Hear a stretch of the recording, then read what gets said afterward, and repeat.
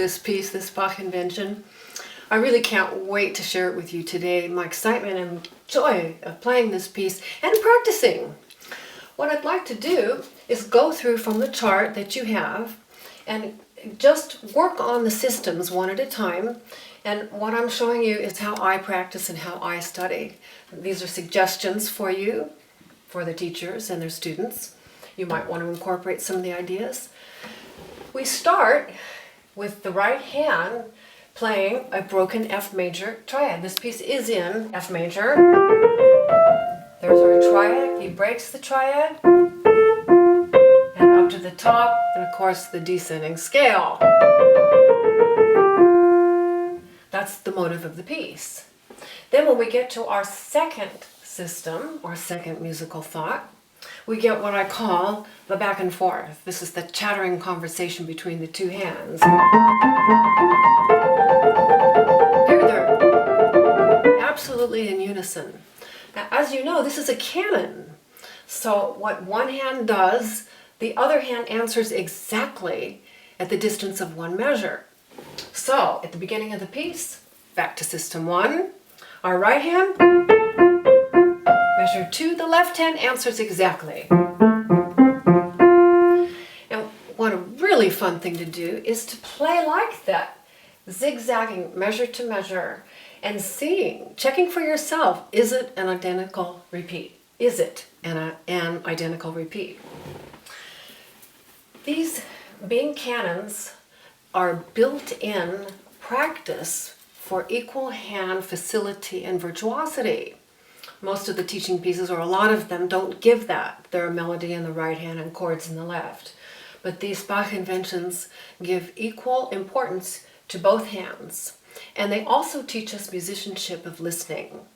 Usually when we have two separate parts playing, two different voices, think of it as two people talking, and they take turns. And when one person's saying their thought, they don't want the other person crowding them out. So we want to keep our parts like that too, with the main part a little louder than the other part. And then maybe vice versa. You get that option of changing your dynamics.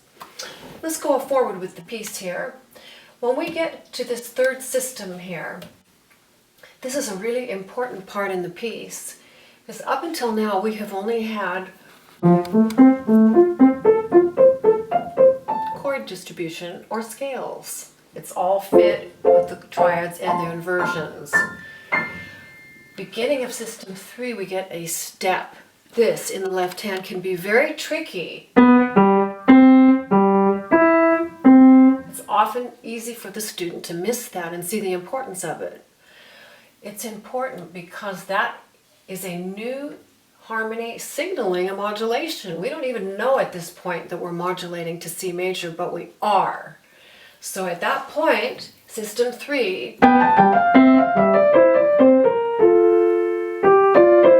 natural is a clue. We're leaving F major. And there's our modulation in C major. Now, equally at the end of the piece, he does the same way, the same thing. It's identical writing. Now I, in my working copy here, you can see, have some colors. I colored in colored pencil. You can do that.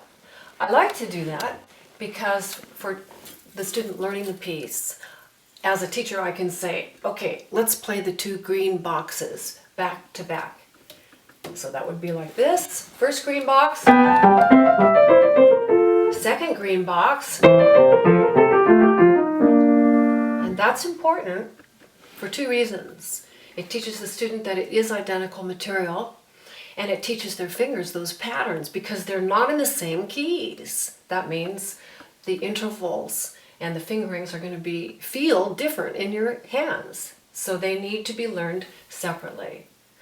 Same with the pink boxes. This is what I call the back and forth. And this is so delightful. Let's look at the first pink box. In the right hand, down to F, down to D, and B. So those are bouncing thirds. Left hand, a measure later, does the same thing. One of the tips I do is to play these two parts together in unison, slowly.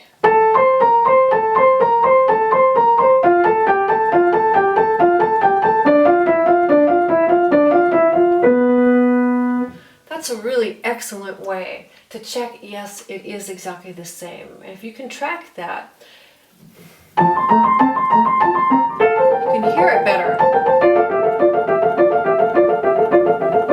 On this, I use this bye-bye technique, when you just let the fingers fall loosely from the knuckles and tapping the fingers, you're going to get an articulation and a clarity that's really fitting to the character of the piece. It's almost like a little chattering conversation, buzzing and bubbling.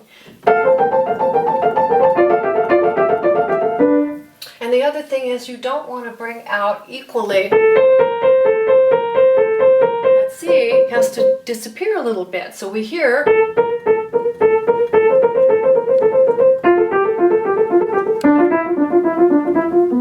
it's much more beautiful that way. You can sing it,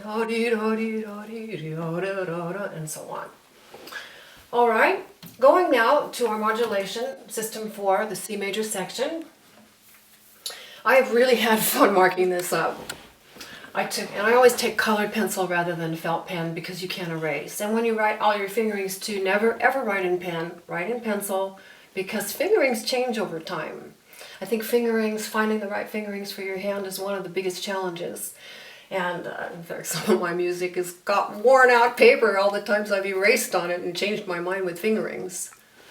So, starting here at the C major, I circled all the C's. In measure 1, the left hand starts with the C. Measure 2 is a C. Measure 3 is a high C. And measure 4 is this C.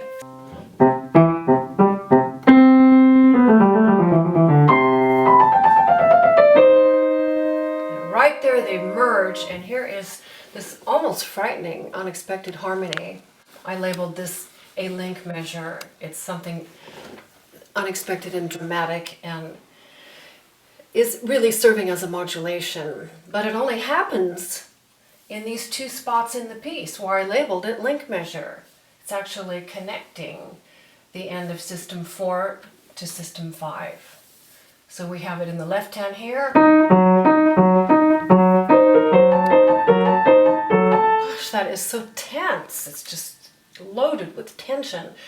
And of course it's going to lead you, that's a diminished chord, to your G minor modulation. So our final strip on page 1, final system, does start on G minor. These now are circled G's. Measure 1, measure 2, right hand. Now measure 3, they join. And measure 4. That's great. Oh, and there's one in measure 2. So if I play this, measure 1, both on the G. Both on the G, but it's the same G. You can do, now I'll show you a trick here. You can actually scooch your thumbs like that.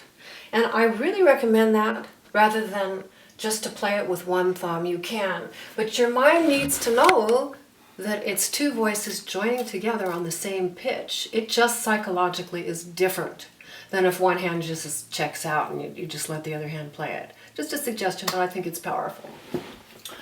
All right, now our final link measure, bottom of page 1. Another one of those. Climbing up leading you to probably the most difficult point in the piece. It's really my favorite part.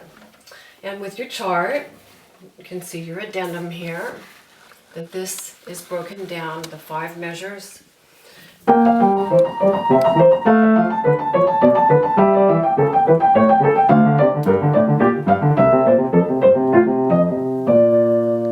The structure beneath that are 5/7 chords descending down the scale, D, G, F, leading you to B flat. And here they sound.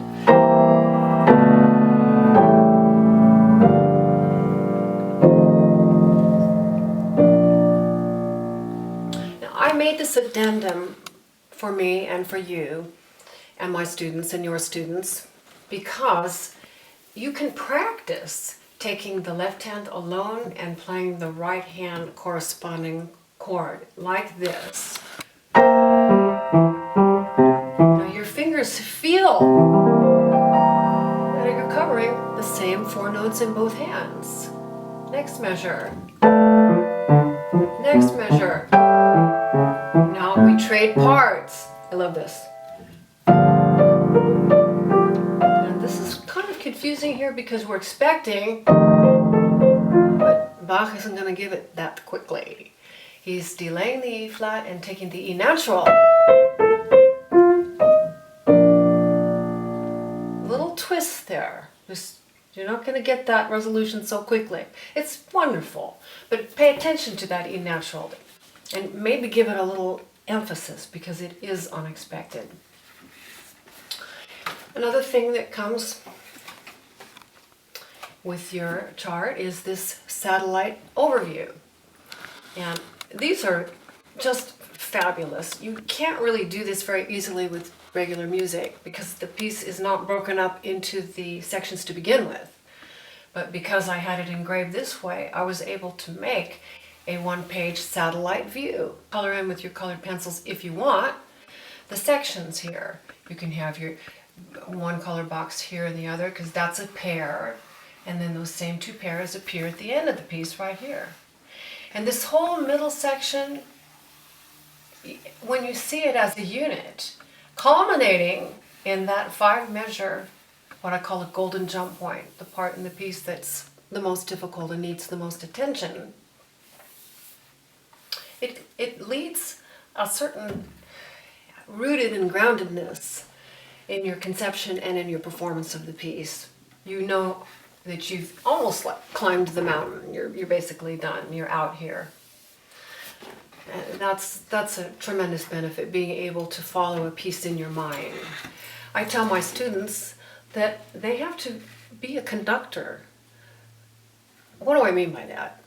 Well, when a conductor's practicing from the score, they don't have any sounds. The musicians aren't there. It's all in their head. And that's what we have to do if we really want to be prepared and understand this piece.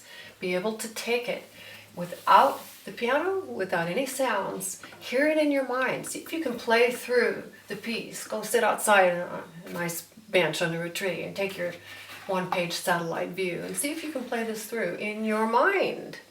And then see if you can close your eyes and play it through. And if you get stuck, go back and look. Where did I get stuck? That is one of the most powerful ways to memorize a piece, is to try to do it in your mind.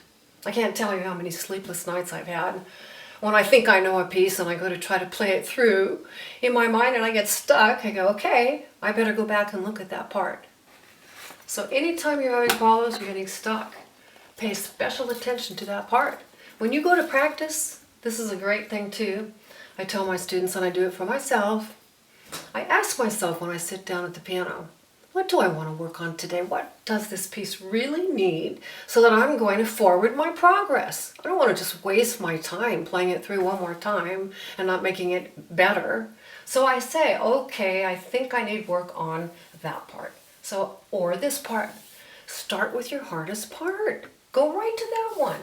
Play the whole piece through again and go back and play that one again. And see if you can play it 5 times in a row without a mistake.